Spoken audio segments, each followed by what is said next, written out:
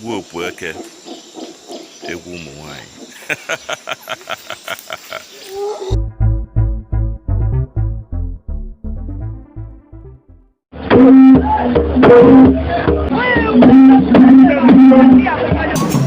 The Priestess are celebrating the Opu Eke festival.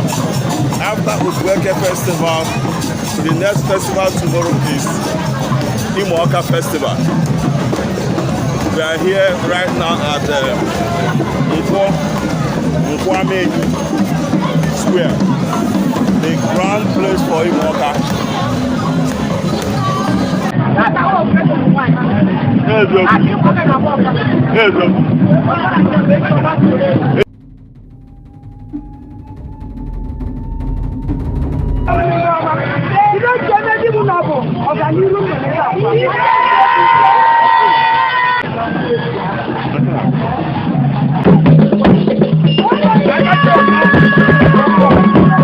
Traditional plastic, that's what Awka is known for. Awka na so enwe ma buye ni na Awka. Black mix.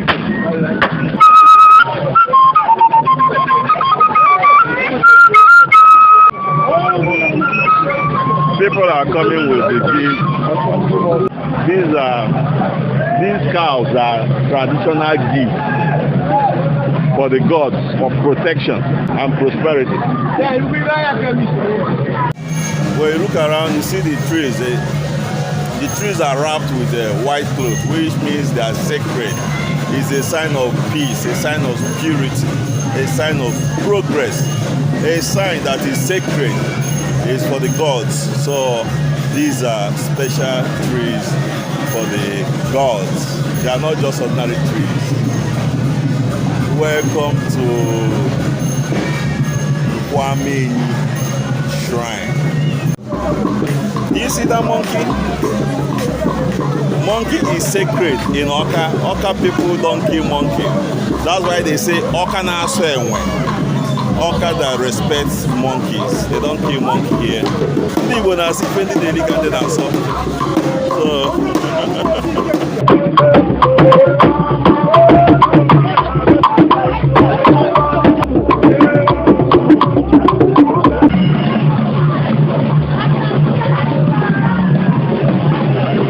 They are coming one by one. All the Ezenwanyị in Awka.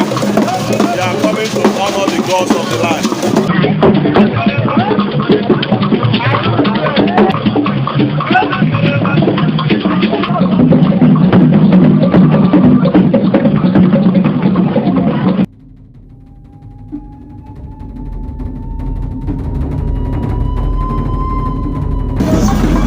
Do you see that? They are playing the Imoka dance, Egwu Imoka, the traditional music of Imoka. This is the real music of Imoka. And here is Ezenwanyị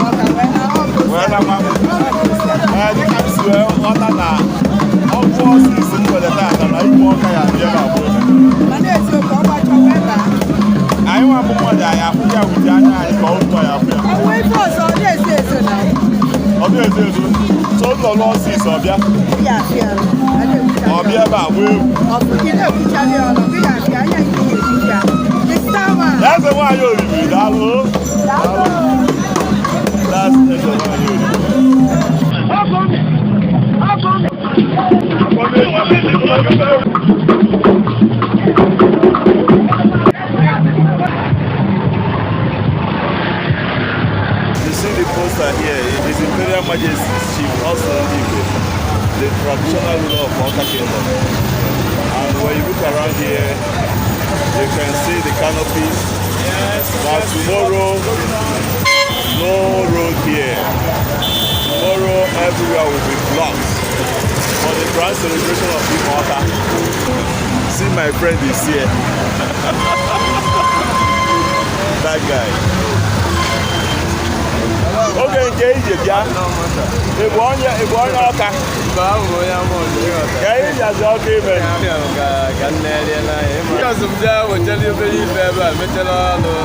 Okay. They are too long. I don't know what name is. Get I don't want to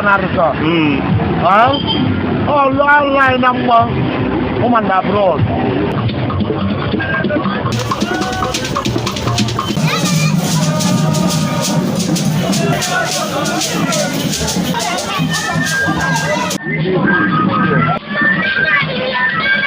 Mana ha chi na nga agbapụlede akpọ ụkwụ ma banye na anya bọọlụ Imoka ka mgbapụzi anụ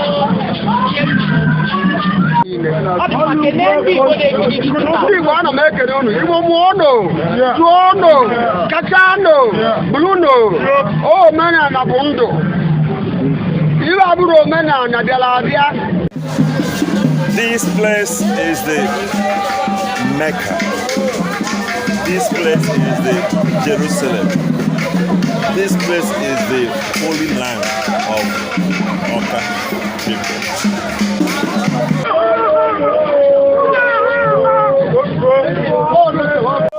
Right behind me is the Imoka Shrine, and the man on yellow is the Ezenwanyị of Imoka.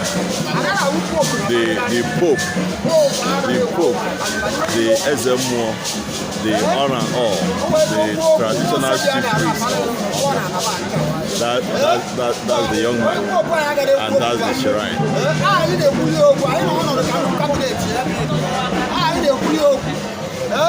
So the man behind is saying that we cannot interview the chief priest now. No, we cannot interview the Pope. That the Pope is in the spirit. He cannot talk now. So anything we want to say, he have to talk for the Pope. So that's the traditional way, the traditional rites. When the Pope is in spirit, when the Ezenwanyị, the chief priest is in spirit, he cannot talk right now. So more fun is coming tomorrow. Tomorrow is the final day of the Egwu Opu Eke festival. Let's hear what the man is saying. Nandu kwesịrị ịba n'ime holy of holies abịa. Nke a dị n'Igbo ihe ọka na-ekwu ihe dị n'Igbo bụ na ọ tọtara onye ọbụla dị ndụ amara mgbe o bidoro. Nke anyị nọba amara mgbe o bidoro. Anyị afụta ụwa, nna nna anyị afụta ụwa ọdụ. Ndị ọkọ ọkpa niile edufụta ụwa ọdụ. Ọtọ ọkpọkọ ụwọdụ na ebe a na-ete 100 years. Mana ebe amara mgbe o bidoro. N'ọdụ ụwa tụ ụwa ọ ga-arụdekwe ibe a na-ekwago ụwa dị nka bụ Meka nke anyị bụ ndị Ọka Meka ịbata nka Jerusalem anyị ịbata nka ihe ọmụna ịchọrọ ịyọrọ nka a ga-eme ihe ma inwe okwukwe ndị ụka chi wekwe okwukwe o inwere okwukwe ọbụla ịyọrọ nka ga-eme ihe bụ ndị kwuo eriwe na-abịa ka onye ọbụla gị ndị ọbụ ndị ọbịa ekenne ịmụ ọka n'ime o meliri ayọrọ ome maka tụ ndị ọcha abịa Chukwu wepụtara ịmụ ọka Chukwu mana ịmụ ọka dị o ji edu ile ọgba nkịtị ọdụ ile ọ bụrụ na ọchị dị ekwere ọ gaghị ekwe ka ọdụ ile ibe ndị okwu bụ na onye lụrụ aka na arụsị agọgọkwu ya ịbatara nka nwe okwukwe ibe ị chọrọ na-emeli ka anyị gara ije na-eje na Rome na-eje na Meka ma ibe dị na-achị ọdụ n'ịka ọ na-eme ịka onye mara ịya ya bịa yọọ ịka ọ na-emezu ibe ya n'anya gị ọ ka bụ ọnụ kacha ọnụ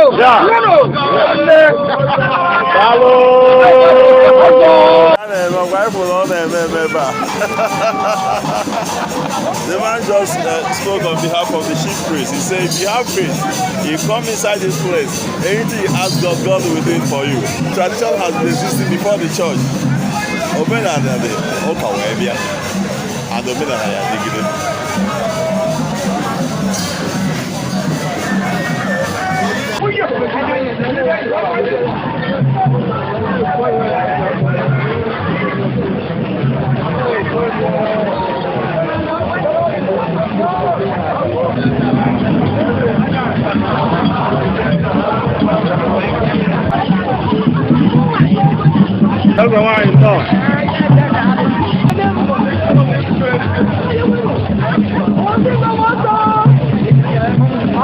Ndị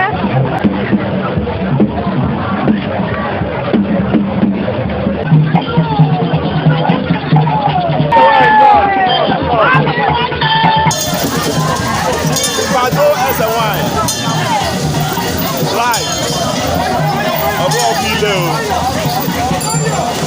onye a na-ekwu maka ya gbasiri ike ife abụ obere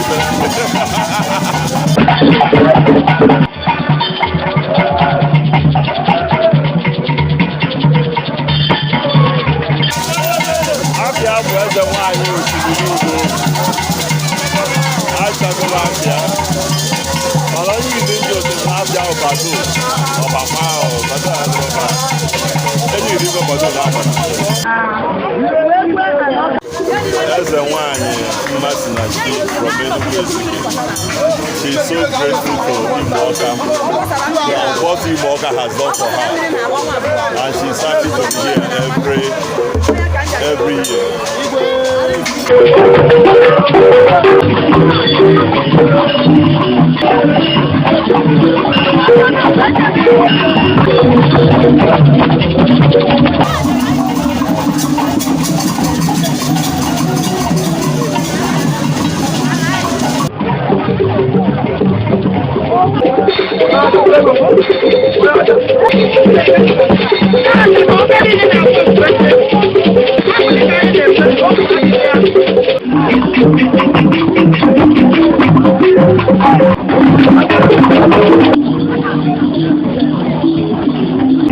Ije ọ na-eme eme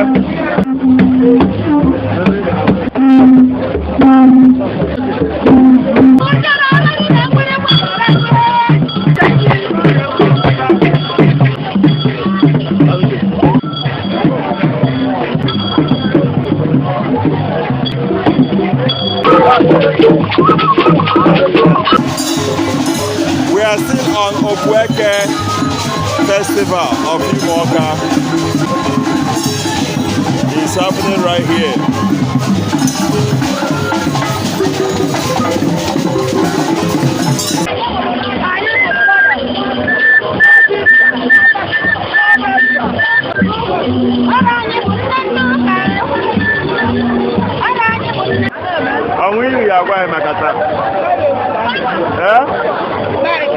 Onye ka mmiri anyị ezo onye zoro na mbọ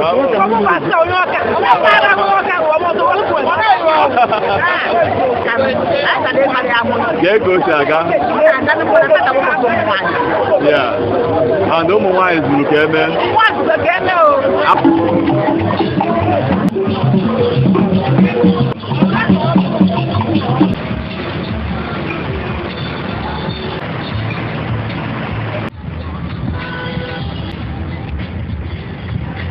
heavy downpour disrupted the Opu Eke festival, so I'm here to catch fun. You can see the corn is out, roasted corn, Awka.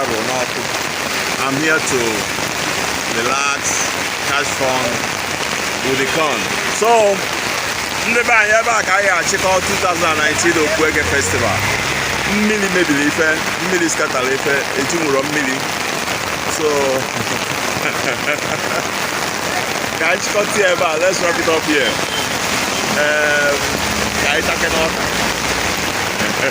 Where to Panapa? Today,